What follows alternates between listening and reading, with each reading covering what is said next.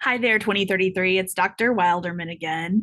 Today's topic is writing news leads for print publications or websites, basically leads that are meant to be read instead of leads that are meant to be heard, which would be broadcast writing, which is what we'll talk about on the next video. All right, so leads for print or web publications. All right, today's focus, the lead of a news story, it's the first sentence of the story. It has a big responsibility. There are several types of leads that you can use when you're doing news stories, but we're going to focus on one specific type, and this is the type we want you to focus on for your lead writing assignment. Okay, today we're going to focus on summary leads. You might hear them called something like a basic news lead, a direct news lead, but the terminology we're agreeing on for class is a summary lead. So I want you to think about if a consumer is going to read our work, so if they're going to be reading it in a magazine or a newspaper, or if they're going to be reading it online as a story, we have to think about our writing a little bit differently when someone's going to read it versus when someone's going to listen to it, like in broadcast news or on the radio or in a podcast. The first sentence of a written news story, a summary lead, it packs a lot of information in a small amount of space. It is usually one sentence of about 25 to 30 words, and it prioritizes and condenses the most important information in the story. All right, I want you to remember those two words, prioritize and condense. That's the goal, or those are the two goals of a print news lead. Prioritize, condense. All right. So, some other aspects of the summary lead. Again, I already said, but I want to reiterate, usually one sentence, sometimes they're two, but we want you to be focusing on one sentence for the assignment, okay? One sentence, around 25 to 30 words.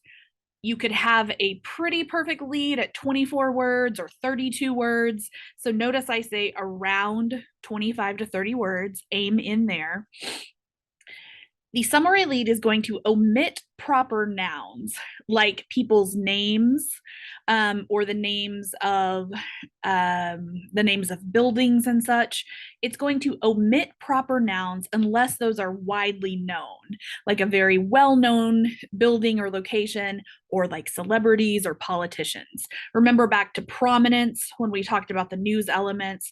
The more prominent someone is, the more likely we would use their name in a lead. But otherwise, if they're not well known, leave the proper noun, leave their full name for later in the story. A few other things that the summary lead is going to do, it's going to set the tone of the story. It's going to basically kind of frame the way what we're going to focus on in the story. It's going to grab readers' attention, and it's going to do that usually by focusing on one or two interest elements.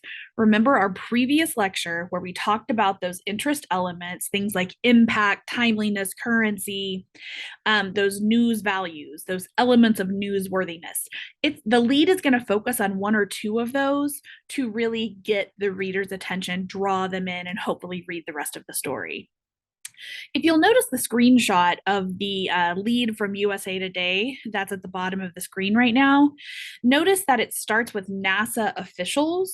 It doesn't say the name of those officials, right? Because, yeah, they may be high up NASA officials, but the rest of us, reading USA Today, we don't know who those people are. So that's an example of omitting a proper noun and using something more generic. NASA officials, right? Okay, good deal. All right, so let's break this down just a little bit. Break down how to go through the steps of actually writing a summary lead. I'm going to break it down into 3 steps, and we'll talk about each step as we go. So you're going to want to get organized, and then you're going to want to make a decision on what you're going to focus on. Then you're going to summarize and then go ahead and write.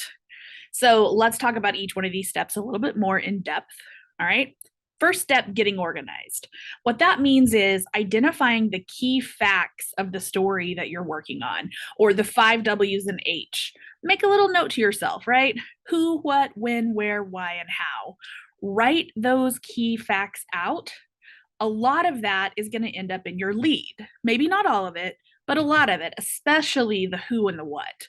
The who and the what are nearly always going to be in the lead.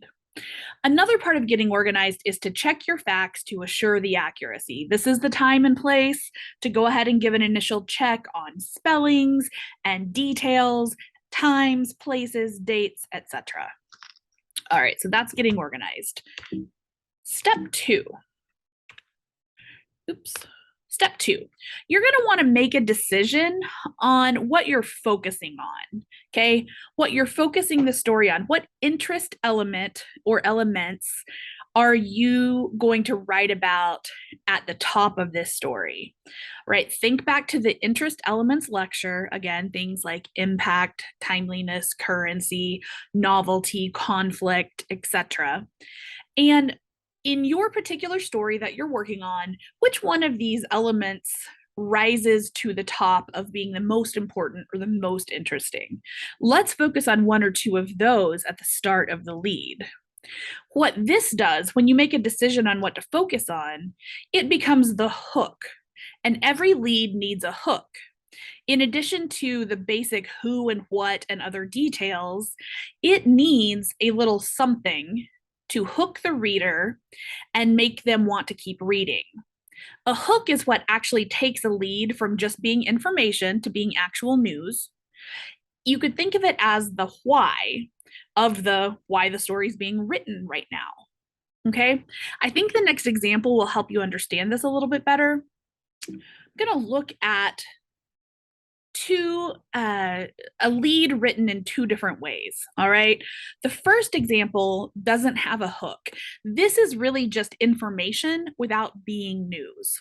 All right. So the first example, the OU Student Government Association will meet for the first time this semester at 5 p.m. Thursday in the Student Union Room 255.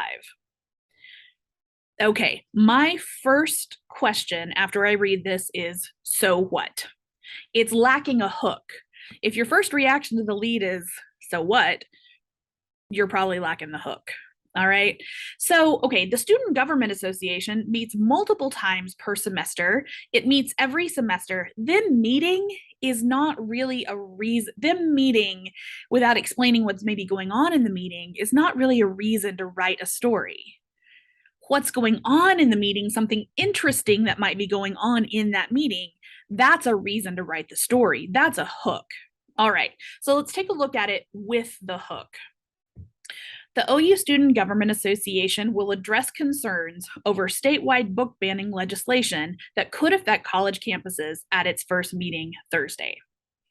Okay, so this did a couple of things. It hooked us with an interest element, all right, statewide book banning legislation. So the idea of like some conflict that's involved in that, the impact that it could have on people at OU, conflict and impact are two of the first interest elements that rise to my mind when looking at this revised lead. Okay, so it has an element of interest. It has a hook. There's a reason we're writing this story right now. Okay, good deal. I hope that helped. All right, then we're on to step 3 of the lead writing process. When you've gotten organized, when you've decided what you're going to focus on, then you're going to need to summarize. Summarize, part of that means leaving out the small details that can wait for a little bit later in the story, okay? Quickly, I'm going to go back to our previous example. If you'll notice in the lead with the hook, another improvement that's made to it is it's not cluttered up with all the little details. I don't need to know in the very first sentence that the meeting is at 5 p.m. or that I don't need to know the exact room in the student union. That can come a bit later in the story. I want it in the story for sure. I just don't need it in the lead. Okay. I left Thursday in though because I that is a timeliness factor. So it's one of those interest factors. In this case it always means this upcoming Thursday. And so it's timely. It's happening soon. All right, back to our step 3. So we're leaving out the small details that can wait for the next paragraph or two. We're not cluttering up the lead with a bunch of tiny details, okay? We're also going to leave out proper nouns unless they're widely known. So instead, you're going to use broad categories like an OU geography professor instead of listing out his full name, his or her full name. Instead of listing all 3 members of the Norman City Council who are in a story in the lead, I'm just going to start with 3 Norman City Council members. Now, in paragraph 2 or 3, I'm going to get their names in there. We'll probably have some quotes from them. Their names are going to be in the story. They just don't have to be in the lead.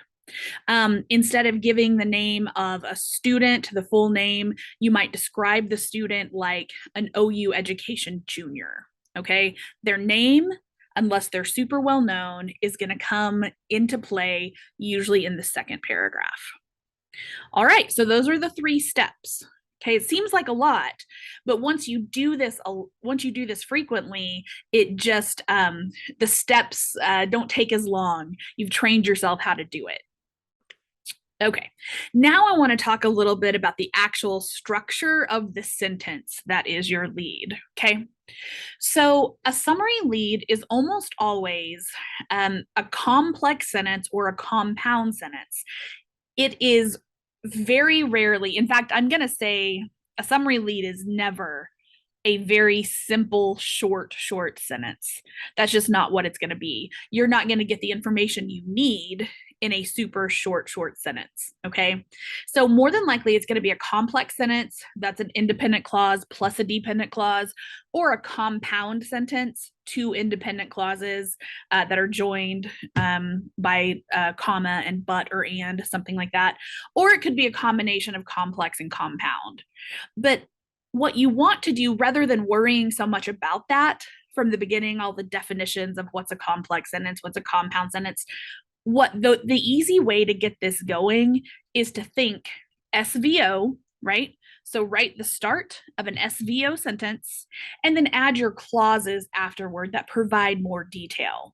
Okay, so we've drilled SVO into your head and you're going to use it in basic lead writing. The example below starts with SVO, and then it's followed up by 3 clauses, each one that adds some more detail. So, OU's College of Education announced participation in a state scholarship and benefits program to address Oklahoma's teacher shortage by offering graduates up to $25,500. Okay, so College of Education is the subject, announced is the verb, participation is the object, and then each one of these clauses gives us more detail and depth and understanding. And addressing Oklahoma's teacher shortage is a nice hook, right? That's a current issue right now that hooks me in. And it's not just any old program, it's a program that's helping to address Oklahoma's teacher shortage. All right, so that structure is there, SVO plus clauses, right? And the interest, the hook is there. This is a pretty good lead, pulled straight out of the OU Daily. So good job, OU Daily. All right. Okay, so recap. For print/web summary leads, the leads that people are going to read. All right, doesn't matter if they're reading it on their computer, on their phone, an actual document they're holding in their hand, they're going to read it. Okay, so reminder, usually one complex or compound sentence of about 25 to 30 words. It's going to omit proper nouns unless widely known. All right, so President Joe Biden, yes, you're going to put his name in a lead. The proper nouns are always relative to your audience. For example, we would go ahead and use OU president Joe Harris, we would use his name for an OU audience in the lead. We would probably use his name for a Norman audience, for the state of Oklahoma's audience. But if he were in a story in the USA Today, which focuses on the entire US as its audience, it would just say the president of University of Oklahoma. His name would come later in the story if he were in a story in USA Today. All right, back to the reminders. The lead helps set the tone of the story. It grabs readers' attention with a hook. It focuses on one or two interest elements. Remember, that keeps it from being not just information, but actual news. I didn't go over this, but I'm adding it here. It's usually going to be in past or future tense.